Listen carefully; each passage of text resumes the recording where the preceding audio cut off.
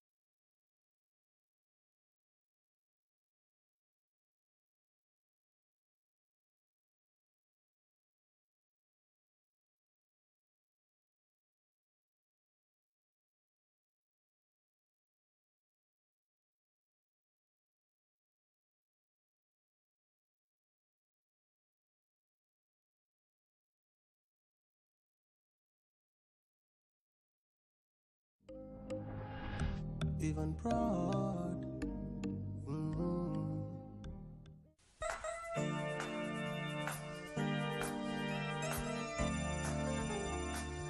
waaw ana mu yow li ma tegoon fii ana mu ah lii lay wax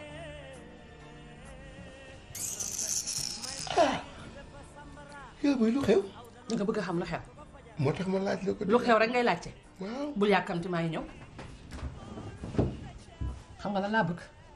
coronavirus baa ñuy bëgg a tey. adduna yépp a ngi koy jox. te wàllante bi dafa gaaw.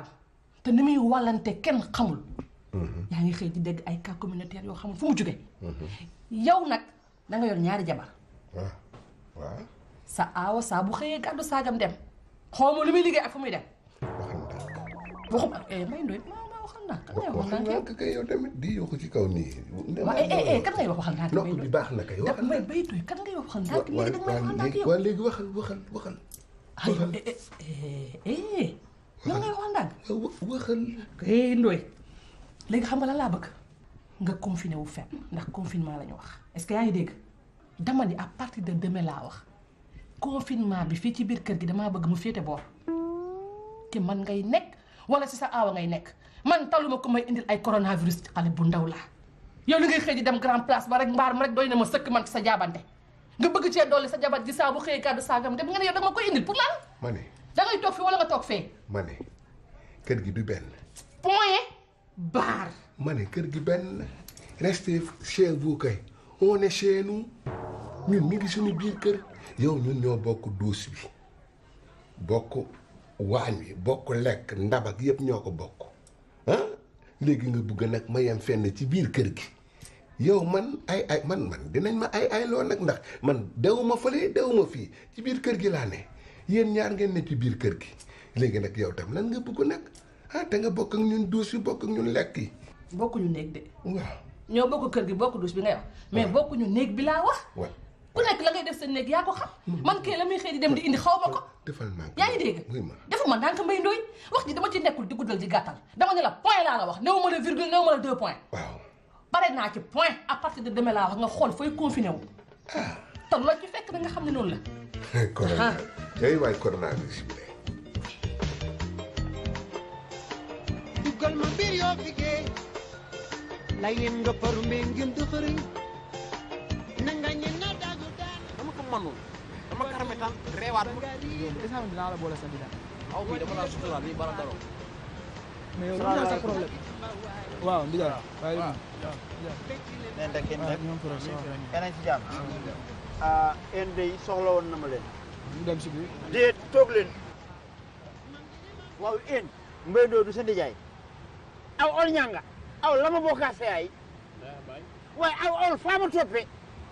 en ben doon rus gaal gin jël di ko joxe ba teyee jën ba suba àlla en la yaaba jalle du ñu fi andi dërëm en nara dee sik surga aw sa ndijaay bu mu demee tugal daxa liggéey gi daan dooleem andi ko param ne ma mbokk laa si xalaat mën a ko jënd matériel in dem déej bal fàtt na sa ndijaay pasal na sa ndijaay asan mu dem am na xen bëgg a mel ne moom ñàkk a jom day la def en nag du leen ut jom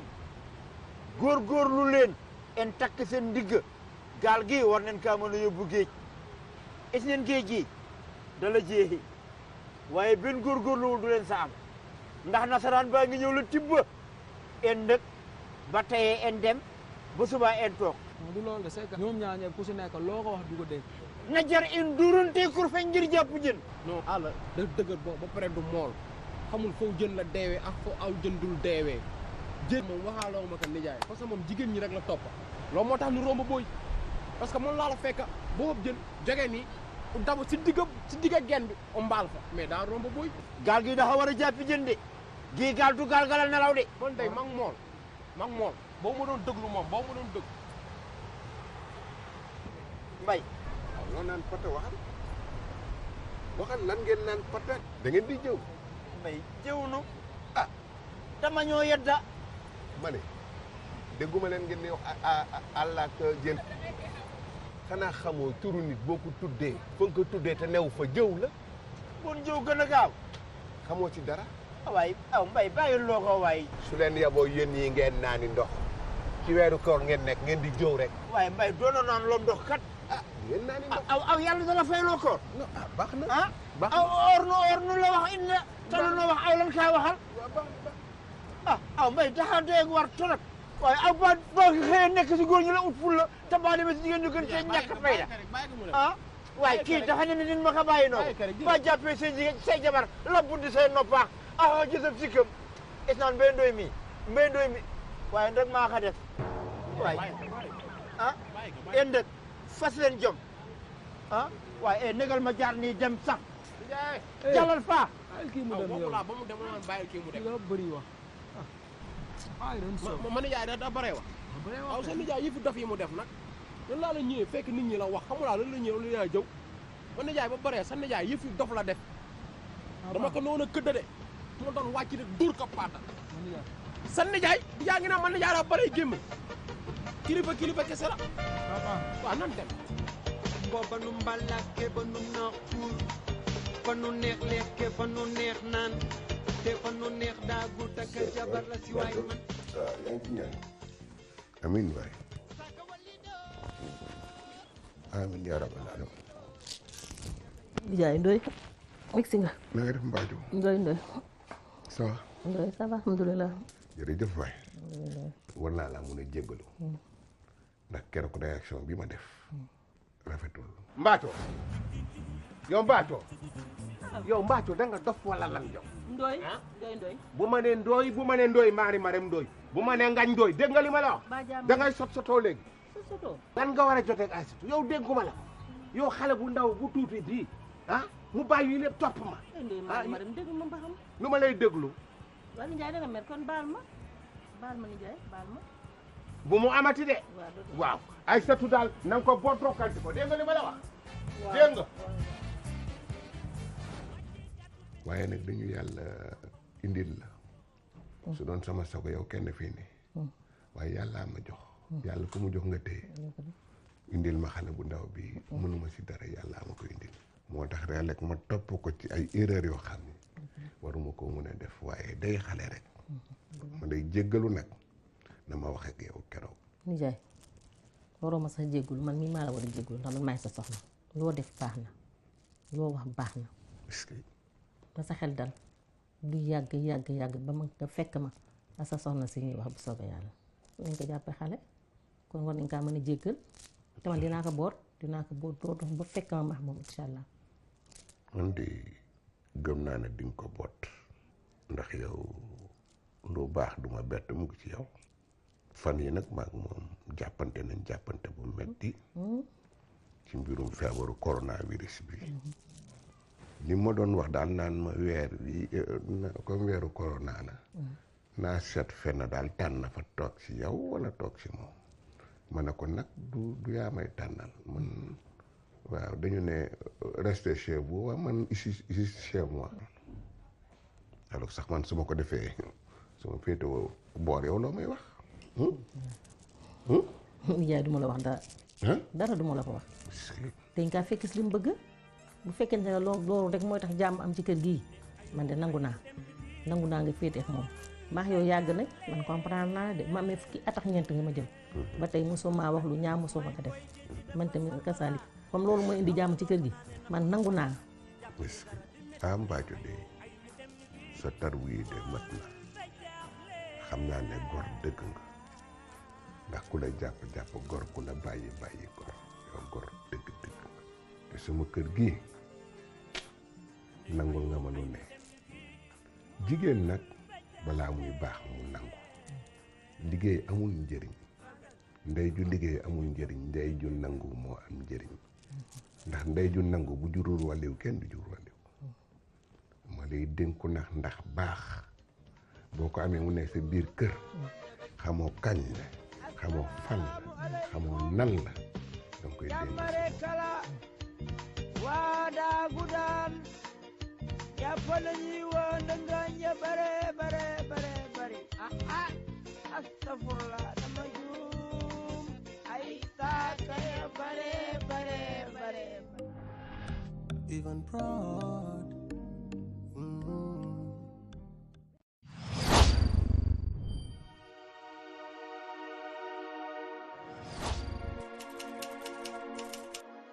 fu ngeen mënti nekk ci àdduna ci suuf mbaa ci jaww ji ànd leen ak seen groupe de presse leader D-Média téléchargez l'application D-Média ci Play Store wala Apple Store ngir wéy di déglu ak seetaan seen émission en direct en VOD ci Zik FM wala Sen TV taamu leen sunu page YouTube lire seen journal Tribune ak seen site d'information actunet.net D-Média dafa bokk ci yéen D-Média sunu yëf.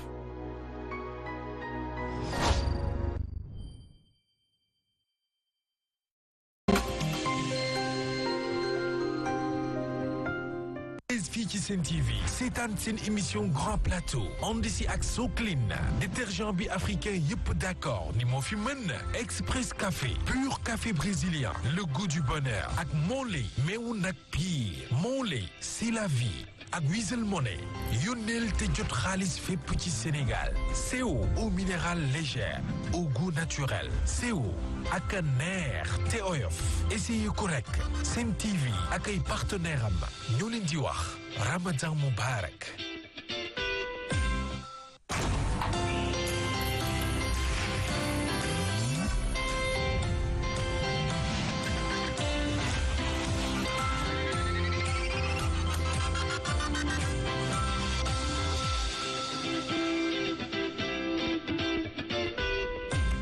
Chers téléspectateurs ñu ngi leen di nuyu dal leen ak jàmm ci Sen TV la télé leader Grand Plateau tàmbaliwaat na ñu fas yéene ci ànd ak yéen tous les soirs à partir de 22h ndax ci indi ay rubrique lu yell actualité lépp lu ngeen war a xam ci Ramadan fi ngeen koy xamee ci GP Grand Plateau ma ci ànd comme tous les soirs ak ñoom Haj Mansour ñoom Dey Dime ñoom Fat Abdou ñoom Mohamed Mbaye di leen nuyuwaale au passage tey ñu nar ci dalal kii di El Hadj Amidou Kassé ministre conseiller du président de la République en charge de l'art et de la culture et ñu ngi lay nuyu di la dalal ak jàmm suñu plateau. Merci madame maa ngi lay nuyu di nuyu téléspectateurs yi ak équipe Sen TV ak seen yeneen invités yi di wax ne rek dama kontaan lool parce que fekk naa fi ay samay naatango mes confrères mais également kër gi xam naa ko tuuti borom kër gi aussi xam naa ko bu baax maa ngi leen sant di leen gërëm et puis di leen féliciter di leen encourager. merci ñu ngi lay nuyu bu baax yow itamit donc damay dem rek xool ki ma jàkkaarlool mu di Mohamed Mbaye di la nuyu bàyyi la nga wax tey kan nga ñu indil.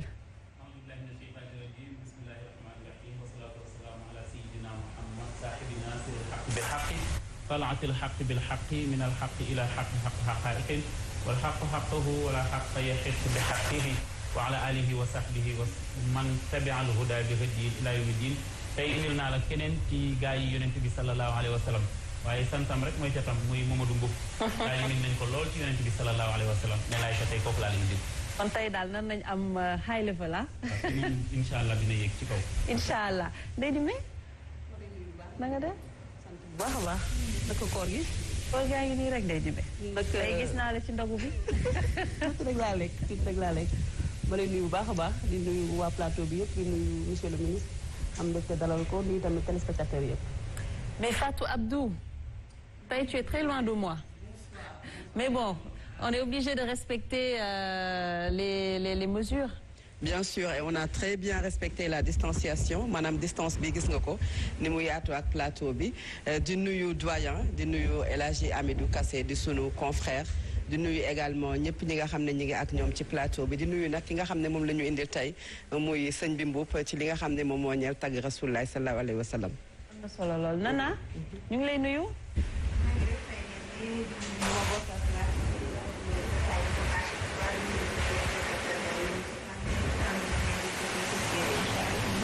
d'accord très bien kon ñu ngi xaar ci kanam tuuti nga indil ñu lii di société Haj Mansour na nga def.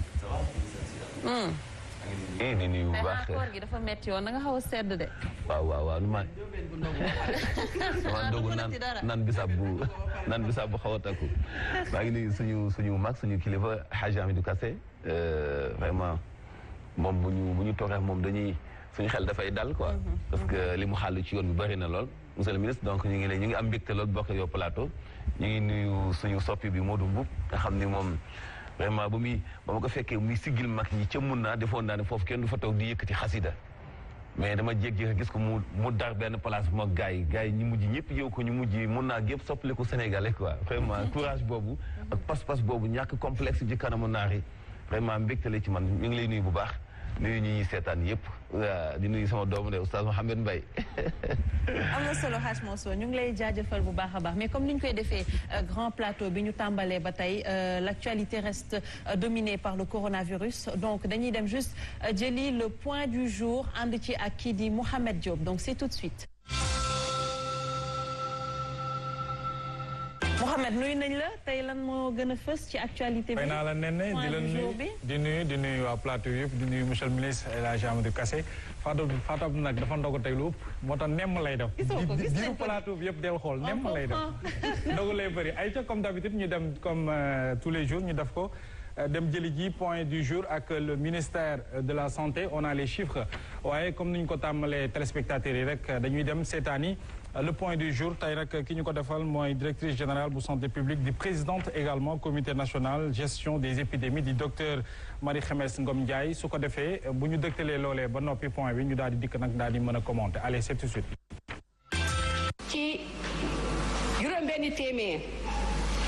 ak juróom-ñaar fukk ak juróom-ñaar test yi nga xamante ne def nañ ko juróom-benn fukk ak ñeent ñoo ci dellu si ànd ak doomu jàngoro ji ci yooyu juróom fukk moom la ñuy wax cas contact mooy yi nga xamante ne ñoom la ñuy saytu si suñu bërëbu liggéeyukaay yi fukk ak ñeent ñoom la ñuy wax cas communautaire mooy yi nga xamante ne kenn xamul kan moo leen ko wàll te moom mooy yokk mbas mi fii ci dëkk bi. ñu ngi leen di gis ñaar ci Sangalkam ñaar ci Rufisque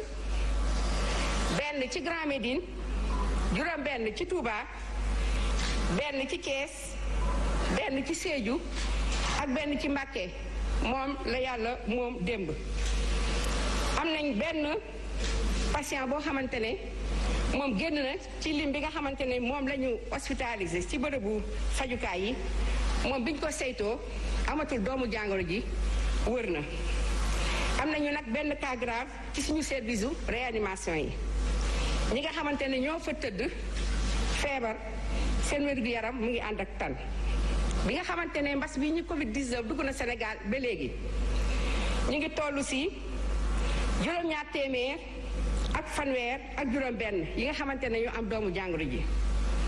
ci yooyu ñaar téeméer ak juróom-ñett fukk ak ñeent ñoom wër nañu juróom-ñeent ñoo ci génn àddina benn la ñu delloo réew mu dëkkoon mu des léegi fi nga xamante ne mooy bëju fajukaay yi ñeenti téeméer ak ñeent fukk ak ñaar ni ñu ko waxee démb am nañu juróom-ñeenteelu nit ki nga xamante ne moo wàññeeku fii gaañu fii ci Sénégal ci mbas mi ñuy wax Covid 19 benn jigéen la bu tolloog ci juróom-benn fukki at. mi ngi gaañu bi nga xamante ne ñu ngi koy transféré ci fi nga xamante ne moom la ñuy fajee mbas mi di Covid 19 fee ci Touba.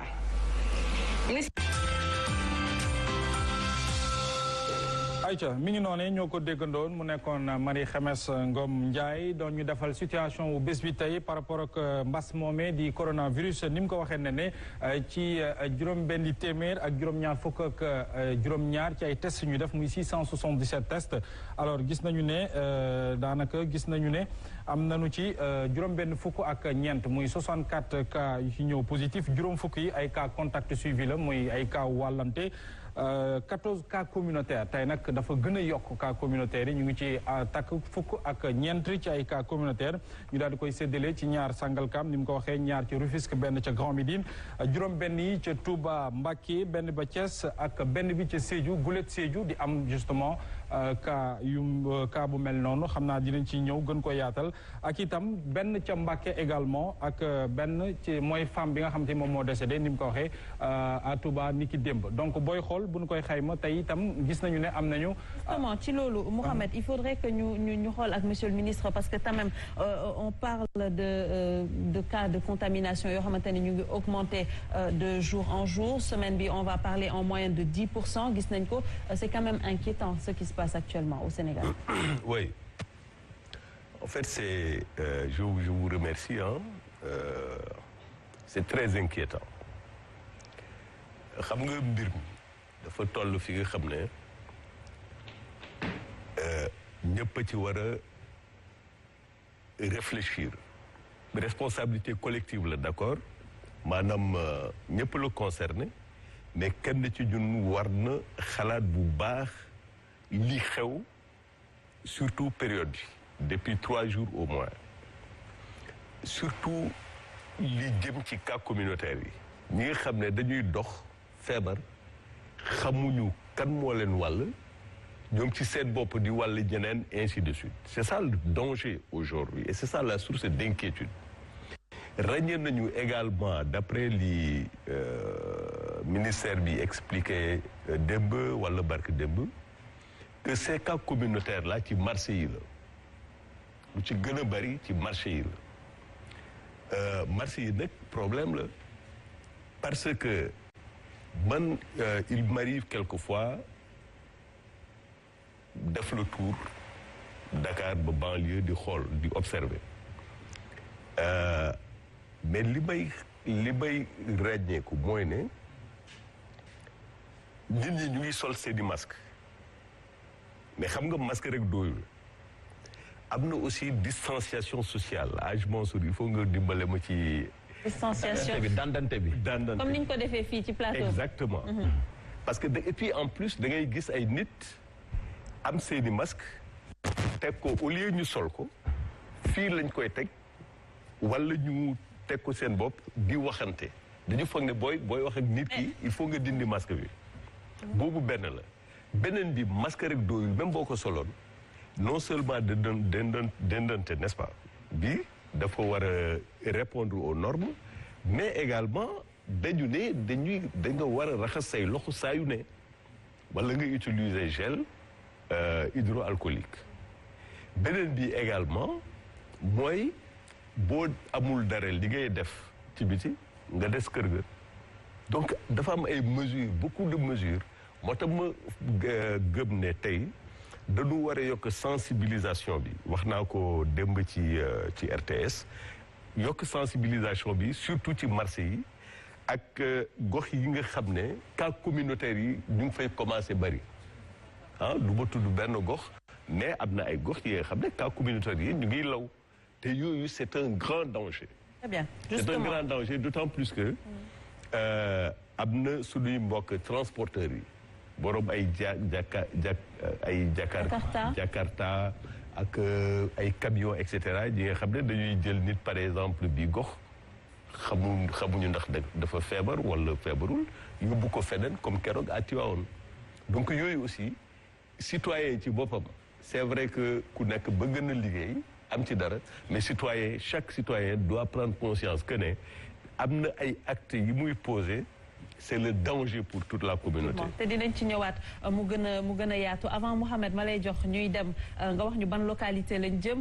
il faudrait quand même ñu repréciser comme vous l'avez dit gis nañ ko ci plateau bi nous respectons quand même la distanciation physique nee nañ léegi nekkatul distanciation sociale mais distanciation physique la donc on respecte bien la distanciation physique gis nañ ne que suñuy caméraman ak ñëpp ñu nekk derrière ñu ngi takk seen ay masque ñun nag takk ñu masque parce que quand même on fait de la télé et on a besoin d'être identifié ñu xam kan ak kan mooy wax donc loolu tax mais toutes les mesures ont été prises pour respecter les mesures barrières comme ni ko ministère de la santé waxee pour ñu def ko donc Mouhamed ban localité lañ jëm waaw li nga wax biti la fanaan loolu la Mame Mbaye di faral di wax loolu moom ku xool plateau bi xam ne respecté nañu distanciation sociale bi alors dañuy dem ca Ndar xam ngeen ne ba affaire bi bu ñu tàmbalee ba léegi demaguñu goxu Ndar alors fekk fa sunu ndaw Babacar Niang moom itam mu wax ñu situation ba foofu ak surtout mesures yi ñu jël autorité ya fa nekk ngir xeex mbas mi Babacar su fekkee yem na lan la ñu mën a jàpp ci situation bi Covid-19 foofu la ca Saint-Louis. Mohamed Diop maa ngi lay nuyu fii ci Ndar nag li ñu mën a jàpp rek mooy amul benn cas positif buñ ci nemmeeku jamono yi mun naa wax ni sax daal fii ci Ndar nag cas positif amu fi. di wax ni nag doomu aadama bi nga xam ne nag moom sax la ñu mujjoon nekk en observation fële ca l'hôpital régional bu Saint-Louis jamono yi wér na ba ñibbi fële nga xam ne mooy ci këram Ndar ñu jàpp ni nag bi mbas mi dooreeg léegi enregistré woon na lu tolloog ñeenti cas yooyu ñaari nasaraan lañ ci nemmeeku woon waaye tamit ñaari nit yoo xam ni dañu kenn ki mu nga nekkoon fële nag ca Richard Toll keneen ki ñu daal di ko nemmeeku rek fi nga xam ne mooy ci biir commune bi di wax ni nag loolu nekk na loo xam ni jamono yi doomu Ndar yi dañuy laal bant nuñ koy waxee ndax feebar bi jamono yi kenn nemmeeku fi di wax ni rek li ko waral sax ñoom di ko rafetlu mooy taxawaay bi nga xam ne nag autorité administrative yi sanitaire ak municipale yi am nañ ko wàcc ci terrain bi nag daal di def ay sensibilisation waaye tamit di maye li nga xam ni mooy ay produits d'hygiène delluwaat encore di maye nag li nga xam ne mooy ay masque loolu yëpp nag di wane ni seen taxawaay am na résultat yi am solo yoo xam ni indi na ko ci xeex bi ñu amal ci mbas mi nga xam ni jamono yi lëmbe na àdduna di wax ni tamit ci beneen boor nag autorité sanitaire yi ñu ngi wax ni sax nag taxul nag ñii nga xam ni ñoom ñooy doomu Ndar yi ñu war a wàccee seen loxo wala ñu dalal seen xel ndaxte nag feebar bi mun na dellu si à tout moment ba tax na ñu ngi leen di soññ nag ñu continuer daal di rek respecter li nga xam ni moom mooy mesure barrière yi nga xam ni moom la kilifa yi dicté rawatina nag jamono ji nga xam ni dañu gis ni taxawaay bi ci marché bi bëri na lool waaye tamit ci buntu boulangerie yi ak yenn place yi nga xam ni dañ fay jaay te ñu gis ni mbooloo mu takku daal dañ fay faral di daje di wax ni nag gannaaw loolu fii ci Ndar tamit lu ñu mën a jàpp leneen rek mooy sensibilisation bi ñu ngi continuer bu di law bu baax autorités yi ñu ngi am taxawaay ñuy continuer sax di wax ni daañu continuer joxe ay masque waaye tamit continuer waa dugg ci biir koñ yi ak ñenn ñi nga xam ni sax dañuy wax ni parfois dañuy dëgër bopp daañu ci taxaw pour mën leen wax ni rek dañu war a continuer respecter lépp lu jëm ci mesure barrière yooyu. loolu mooy li ñu mën a jàpp rek ci li nga xam ni moo bokk ci actualité yi Mouhamed Diop jëm ci xeex bi ñu amal ci mbas mi fii ci Saint-Louis Babacar Niang doon leen ko jottali pour la Sen TV. jërëjëf Babacar Niang ma jox la yóbbante monsieur le ministre nee na masque bi na koy yéegal wala waa ñee kon waxoo Babacar Niang ayca nee na ñu terminé ak li nga xamante ni moo di ba fi mbas mi ñëwee ba léegi par rapport ak résultats yi gis nañu ne am nañu lu toll ci 736 dafa yéeg dafa évoluer 736 cas confirmés su ñi nekk sous traitement ñu ngi toll ci justement 442 dafa évoluer alors ñu wax ne li nga xamante ni nii également moom la ñu mën a jàpp ci par rapport ak situation district yu touché yi ñoom ñu ngi toll ci 32 districts touchés 9 décès ñu ñaan mu yam fi total évacué yi benn la alors ñu jeexale également ci nene li nga xamante ni moom moo soxal cas yu contact yi ba mbas mi duggee Sénégal ba léegi ñu ngi ci amee 560 ci lim cas communautaires yi ñu ngi toll kon ci 89 cas importés yi ñu ngi toll également ci 86 donc lii la ñu andi woon comme point du jour xanaa rek di wax ne ne il faut que ñu respecter bu baax a baax district wala plutôt distanciation sociale mesure barrières yi di takk masque ni ko monsieur le ministre waxee di raxas loxo yi gis nañ ne Dakar également il faut le rappeler mooy épicentre feebar bi. en tout cas doy na waar waaye nanu ñaan daal cas communautaire yem fi. ñu ngi ñaan de. waaw ñu ngi lay jaajëfal Mohamed di la remercier di la jox rendez-vous demain incha allah. waaw xanaa dem reeri rek. incha allah merci à toi alors Ndeye Dimé ma bàyyi la ak invité bi. merci beaucoup Néné alors monsieur le ministre bu ñu déggee président de la République di wax ni changement de cap de communication insister ñu bâtir beneen communication bu bees est-ce que loolu nekkul. Ndeye Dimé sa micro. ah oui. reer bi moo ndogu bi moo xaw a ëpp merci beaucoup Néné alors président de la République conseil des ministres dégg nañ ko mu wax ni changement de cap de communication insister ci ñu bâtir benn communication est-ce que loolu bu ko président waxee nekkul benn aveu d'échec ci wàllu communication. bon xam nga mbir mi bi mu commencé dañu jël ay mesures président dafa jël ay mesures ñëpp doon wax ne sunu mbokk étudiants yi nekkoon waa dañ leen war a delloo Sénégal président ne mbir mi ni mu demee ak capacité bi ñu am fii tax na mënuñu leen indi am na yeneen dëkk yi nga xam ne ñoo gën a am ay moyens dañu rapatrier seeni compatriotes ñi jóge Chine ñi jóge yeneen pays yi nga xam ne yeneen dëkk yi nga xam ne dafa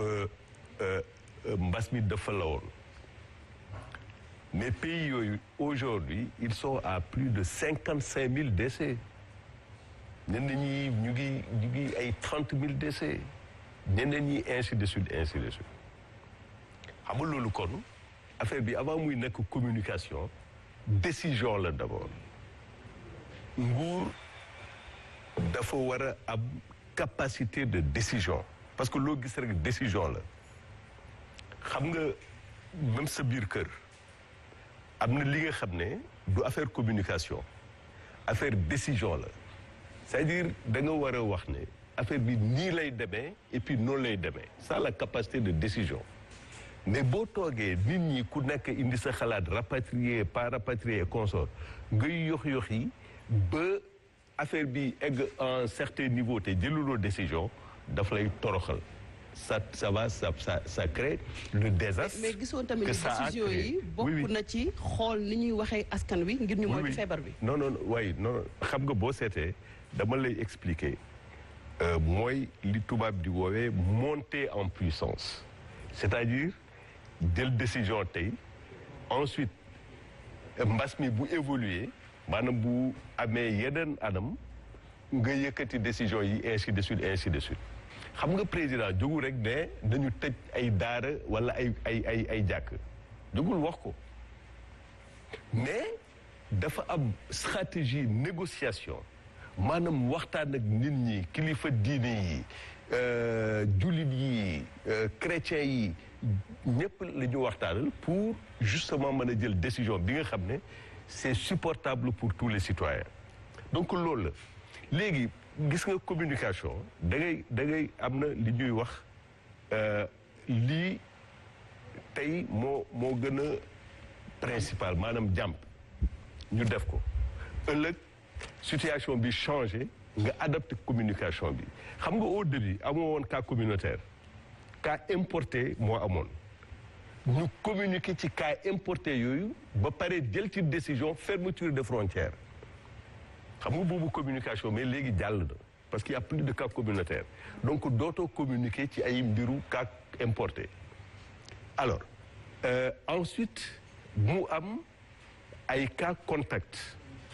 yooyu aussi dañ ci communiquer ne ku feebar waroo dem yow ci sa bopp hôpital da nga war a téléphoner ci tel numéro pour que nit ñi ñëw jël si la da nga war a également boo gisee ne am na li nga xam ne dafa nuroog Covid maanaam ay température ay signes nga woote ñu ñëw jël si la donc foofu aussi communication la léegi cas communautaire yi beneen stratégie de communication. mais li ngeen di wax ak askan wi est-ce que dugg na ci nopp askan wi aussi tamit. mais boo demee ci marché yi tey nga dem fii Sen TV mais ñëpp sol masque. mais rassemblement yi ba tey jii tey la wàllu gën a ay. mais waaw justement xam nga loolu moo tax mu ne la loo gis rek communication ay étape la. mais justement monsieur le ministre vous l'avez dit communication ay étape la donc gis nañ tey jii ne que cas yi ñu ngi gën a yokku cas communautaire yi ñu ngi koy dégg de plus en plus est-ce que tey jii mën nañ xaar ci gouvernement mesures yi ñu doon wax ñu jël est-ce que mën nañ outrepasser yokk yeneen mesures yoo xamante ne dinañ gën a résistant peut-être pour xeex li di maladie bi. waaw loolu laa doon wax sànq c'est-à-dire que à situation nouvelle communication nouvelle wala maanaam mbir mi bu changé adam communication ci boppam moo war a changé tey li gën a soxal nit ñi mooy cas communautaire yi te léegi condition communication ràññee nañ ko ba pare xam nañ ne cas communautaire yi li koy indi lu bari mooy ci marché yi parce que nit ñi comme li ma ko doon waxee léegi da ngay gis gaa ñi am seen i masque fii lañ koy teg wala ci bopp bi wala téye ko wala bu ñuy waxtaan dañuy dindi masque bi et puis marché aussi dafa am na yenn marché yi nga xam ne nit ñi non seulement dañu bari mais ils sont tellement proches la proximité. loolu faille la ci communication xam naa Fat Abdou mu ngi bëgg rebondir ci loolu. mais est-ce que du faille un peu ci communication état bi. oui bu loolu laay expliquer boo tax ma ne fi ñu nekk tey principalement aspect principal communication bi mooy communiquer ci mesure distanciation sociale s'il le faut ni ma ko waxee RTS ñu def adapter les méthodes de communication commerciale xam nga communication commerciale da ngay gis li ñuy tuddee la publicité sur les lieux de vente maanaam publicité bi ñuy def ci marché yi yaa gis ay produits camionnette mooy taxaw bu am voilà gars ñi di vanter produit bi di waxtaan ak nit ñi ainsi de suite s'il le faut ñu def ko parce que communication sociale aussi mun na adapter ay méthodes de communication commerciale il faut ñu def ko il faut ñuy waxtaan ak nit ñi c'est pour ça peut-être qu'on parle de nouveau cap et parler de nouveau cap ça ne traduit pas un échec ça traduit une évolution dans la communication parce que simplement situation bi dafa changer donc il faut ñu am ay méthodes yu bees ci wàllu communication. mais lu jëm ci wàllu jàngoro ji ñëpp xam nañ ni ba mu duggee si monde bi yàgg na gis nañ li am xuwaan donc est-ce que tey mënoon nañoo xaar tey ba egsi ci benn situation ba cas communautaire yi dugg ñu door a wax ni dañuy yokku niveau de communication bi xuwaan. non xam nga loolu laa lay expliquer c'est-à-dire que au début dañu ne sol ay masque n'est-ce pas après loolu kii conseil la woon sol ay masque bi sol ay masque bi léegi lañ ko wax parce que au début de la maladie dañuy wax ni masque yi du ñëpp ñoo ko war a sol déjà waaye ji parce que simplement recherche bi ak expérience ci yeneen dëkk yi yëpp en Chine en France aux États-Unis loolu la woon loolu la scientifique yi loolu la ñu jàppoon mais ñu dem ba à un moment ñu ne masque bi du maladie rek ñoo ko war a sol ñëpp ko war a sol ñu ne ñu conseillé ko nit ñi ñu dem ba à un moment ça a été rendu obligatoire donc ay kii la ay articulation la yi nga xam ne war nga ko respecter pour justement que les gens puissent accepter parce que am na li nga xam ne dañ koy tuddee seuil d'acceptabilité d'une décision boo ci eggul rek boo jëlee décision bi aussi ça ne sert absolument à rien. de la République wax nañu ci lu jëm ci feebar bi. man nag je suis pas chargé de la com du président. non juste votre avis puisque même ñi nga xam ne juste votre avis puisque même ñi nga xamante ne nekkuñu ci li nga xam ne moom mooy peut-être sphère au président de la République laaj nañ leen ko muy le fait que mu accordé interview France 24 RFI France Info bàyyi sunu ay presse nationale. xaaral ba suma xarit Seydou Gueye bu ñëwee nga laaj ko. mais monsieur le ministre loolu mënoo la ko laaj aussi. non mënoo fexe boo ma tontu ci yooyu. alors Mansour peut-être balaa muy jël le fait que le président de la République dem ci ñi nga xamante ne moom mooy presse étrangère bi pas le fait que yow nga nekk ci biir mais ban xalaat nga ci am en tant que journaliste bàyyi fi li nga xam ne mooy presse locale bi. non xam nga man dootuma journaliste en fait je suis journaliste. journaliste on l'est mais exercer wu ma métier bi actuellement. n'est-ce pas beneen bi est-ce que yow. adressé nga président de la République demande express interview suñu diggante on se dit la vérité. pas moi spécifiquement mais am na ñoo xam ne dañu koy adressé. non il faut que. j'en connais ñu koy adressé ay lettres pour interview il n'accepte pas. notre groupe il faut ça fait depuis 4 ans que notre groupe ñu ngi koy demandé interview. mais ça dépend li ngeen ko demandé. ça dépend lu ngeen ko demandé léegi li ñuy def pour boucler sujet boobu. dinaa jël seen revendication. jotali ko suma xarit Seydou Gueye et il va traiter ça wallaay moom dina ko suivre. alors gis comité de suivi bi nga xam ne taxawal nañu ko ñu bëri gis ne dañu ko taxawal maanaam mën nañu wax ne dañu bàyyi ba béy way mbuus ñu door ko taxawal puisque comité de pilotage la ñu waroon taxawal ñu taxawal fa comité de suivi loolu ban xalaat nga ci am. non attends dañu ne comité de gestion Covid force Covid-19 dégg nga loolu la ñu wax. comité de suivi taxawal ko oui c'est un suivi c'est le suivi. nit ñi dañu doon xaar comité de pilotage pour pouvoir tout piloter en fait. c'est des mots qui ont leur sens quand même. oui xam nga un mot peut avoir un sens ou ne pas avoir un sens le mot suivi le mot pilotage c'est pas ça qui est important xam nga le mot important la mu am solo mooy on a taxawal nañu benn kuréel bi nga xam ne day suivre di contrôler fonds bi ñu mettre en place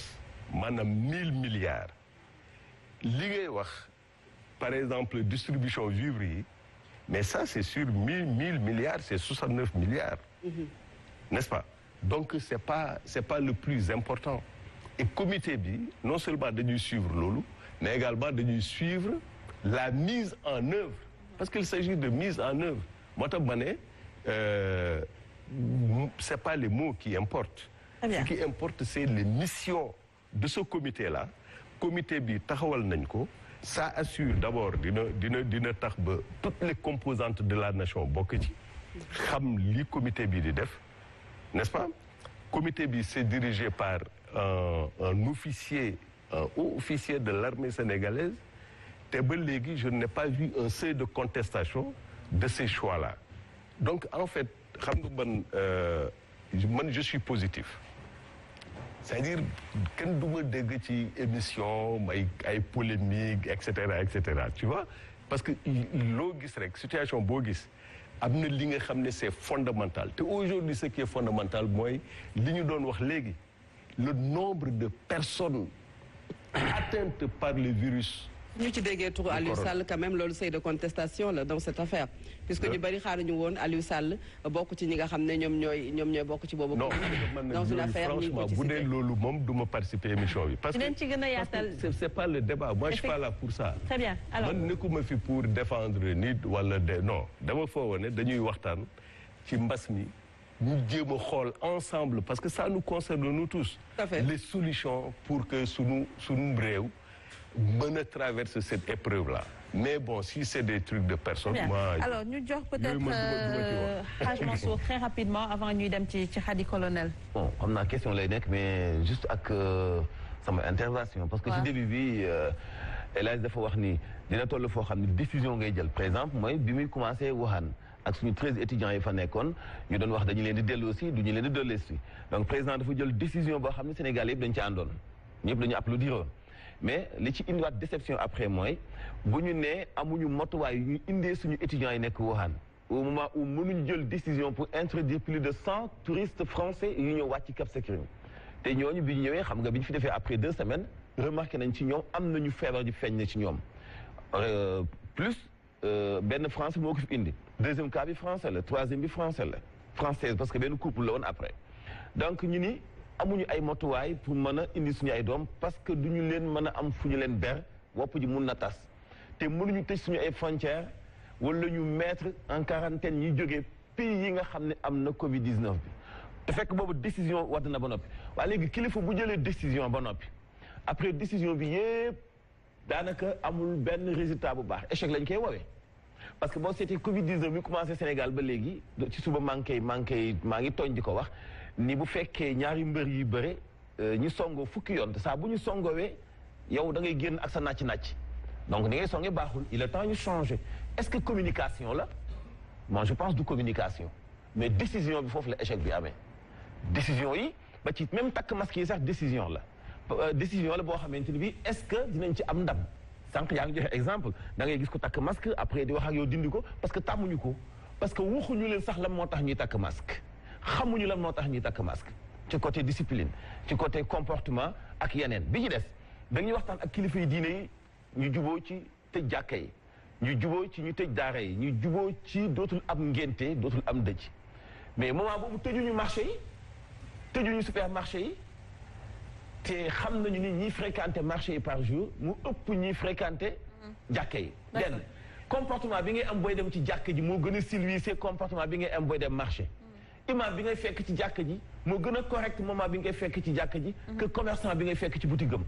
pourquoi décision bi dal ci kaw jàkka ji ci kaw daara ji ci kaw jumaa ji alors dalu ci kaw marché bi te ba léegi si gisaguñu cas communautaire wala cas contact bu jógee ci daara wala école. kon yow sa contribution nga joxe woon au début mais sa question mooy lan moo tax ñu tëj lan moo tax contribution la doon def contribution wax na ko sax début bi pourtant damay contribuer après ma poser question donc sa question mooy lan moo tax ñu tëj jumaa yi bàyyi marché yi non question bi mooy est-ce que El Hadj na nangoon ni décision bi dafa échec. non mais mënuñu. xëy na président dafa échec moom du neex a wax de. waaw xam nga Hadj Mansour. échec am na lu mu tekki yow da nga ragale ay situation nga ne waa jël nañu décision mais bi situation bi demee. ba nga xam ne il fallait prendre des décisions pour les frontières ñu jël décision ne les frontières sont fermées parce que touristes yooyu ñi ngay wax bi ñu doon ñëw fii les frontières n'étaient pas fermées. Ouais. Et c'est pas un rapatriement ñiy ñëw ak rapatriement c'est deux choses différentes. Beaucoup. Donc foofu mënuñu wax échec wala réussite non non non parce que décision la décision buy affaire décision kenn du wax échec résultat ngay wax mais pas échec premièrement. Deuxièmement comme ni ma ko doon waxee sànq c'est étape par étape maanaam situation bi ni mu bindoo en fonction de ça ngay jël telle wala telle décision. D'accord naa ak yow affaire bi du communication rek décision la aussi pour jàkka yi ak daara yi les grands rassemblements loolu également étape la woon parce qu'on a remarqué que yooyu le taux de contagion est extrêmement est très important. mais ba léegi amul cas de ba léegi amul cas de. mais non attends non xamoo ci dara. non loolu xamoo ci dara. parce que à la limite boo ma joxoon ay statistiques non attends boo amoon source d'information ki la wax ne amul comptabilisation. source d'information li ma ci am président li ma ci am mooy. mooy nombre de cas yi. bi ñuy tëj jàkka ji. boobu nombre de cas yi ñu am identifié nañu xam nañu fan lañu jógee donc amul cas bu jógee si jàkka yi. mais non on parle de cas importés. dégg nga cas importés cas contact est-ce que wax nañ la cas contact yi fan la ñu jógee. bi ñuy tëj jàkkee cas contact amagul non demal non. am na kay cas contact. est-ce que cas contact mooy importé yi cas yi ñu indi ñu contacté. bi ñuy tëj jàkkee cas contact benn lañ ci am mooy bu Touba. bu ñu non déedéet wax loolu. on a des centaines de. non wuyu ma dañu am des centaines de cas contact. ñu jógee si jàkka yi. non cas importé bi mu amee rek automatiquement cas contact am na. yu jógee si jàkka yi wala. non ci rassemblement jàkka yi non xam nga yooyu yaa wax dugguñu ci jàkka yi. ça veut dire que am nga information bi man dama ne la xaw ma c'est ce que je suis en train de dire waxuma fii la ñu jógee wala fii la ñu jógee li ma constaté daal mooy que ne à un moment rassemblement comme lieu yooyu ay lieu de rassemblement la y a pas eu une décision d'autorité tëb rek ne way jàkk yi dañ koy tëj ainsi de suite non il a fallu discuter ak kilifa diine yi waxtaan ak ñoom ba juboo et kilifa diine yi ci seen bopp ñoo jël décision pour dire que c'est vrai il faut qu'on arrête que chacun prie chez lui. Très bien. Beneen décision mooy masque yi également c'est une décision on ne peut pas parler d'échec parce que aujourd'hui boo seetee au moins 90% de la population porte le masque am na ay gox yi nga xam ne mbas mi eggagu fa mais ñu ngi le masque est généralisé tu vois donc loolu c'est je dirais même que réussite communication la waxu du mënuma wax échec réussite communication léegi des Sénégalais yàgg na soo daanelee foofu monsieur le ministre parce que si ñaari fan yi ngeen masque yi dajal ngeen ci xaalis bëri de ñi ngeen fayloo 3000 bëri na top franchement so waxtaan bi yaatu na ñu bàyyi ko mu daaneel foofu ñu dem jëli actualité ñëwaat yeggali waxtaan bi monsieur le ministre donc ñu bàyyi la nga daaneel foofu très rapidement booy wax ak ku wóor da ngay def nank parce que mun na mer. très bien te fu ma nekk man je suis déjà fatigué donc il faut. dinañ ci ñëwaat xam naa ndogu bi moo xawoon dis tuuti donc ñu jëli comme ni ñu koy defee tous les jours ànd ci ak Khady Colonel donc tout de suite l'actualité. Actu du jour avec Khady Colonel Gueye. Bonsoir à toi Khady Colonel. Bonsoir Néné, bonsoir à ñëpp ñu nekk ci plateau bi téléspectateurs yi ak monsieur le ministre. Très bien tey lan moo fës ci actualité bi. Alors tout d'abord dire aux téléspectateurs faudrait pas croire que je suis petite c'est le tableau qui est grand déjà. Alors ci ndorteel bi j'ai entendu monsieur le ministre dire que mu ngi commencé inquiété wu dinaa yokk sa inquiétude un peu parce que Sénégal nekk na désormais ci classement mondialu réew yi nga xamante ne fa la progression wu jàngoro coronavirus bi di gën di tar donc ci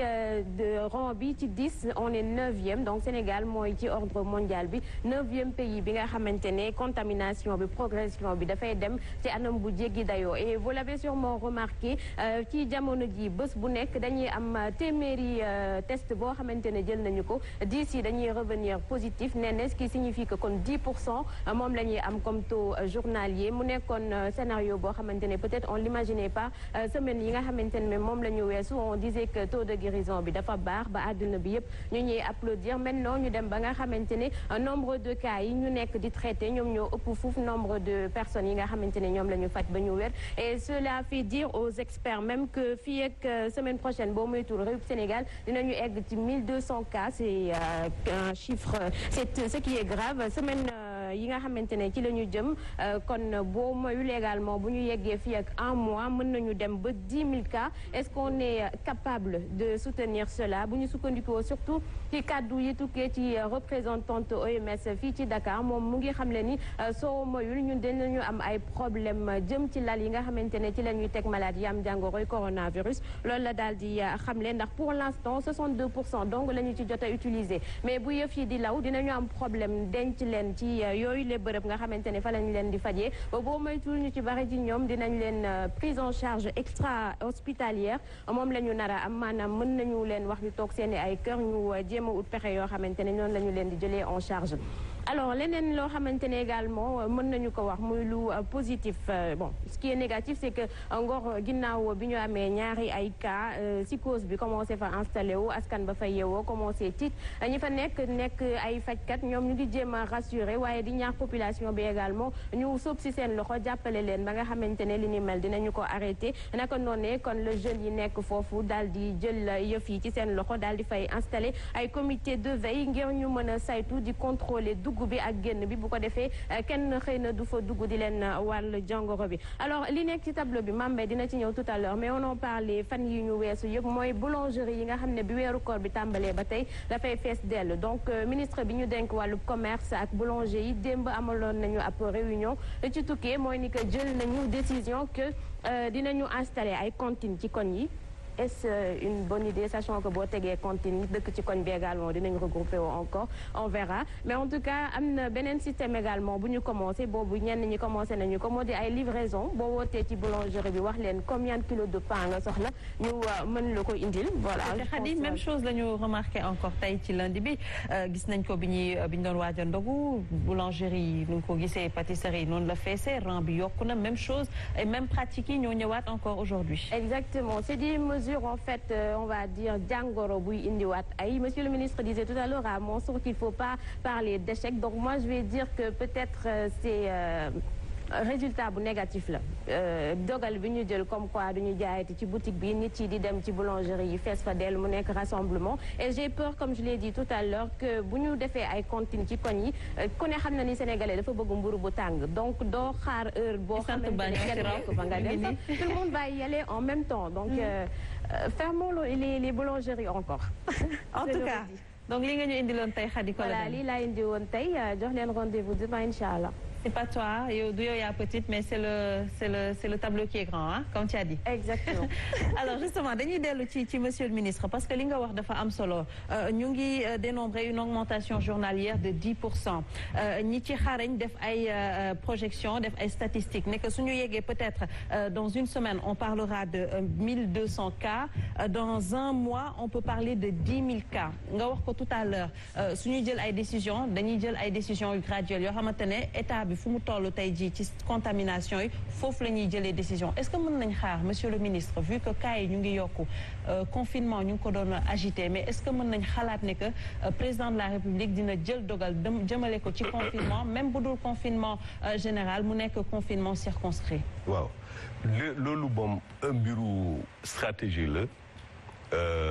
te comme président de la République mooy jël ay décision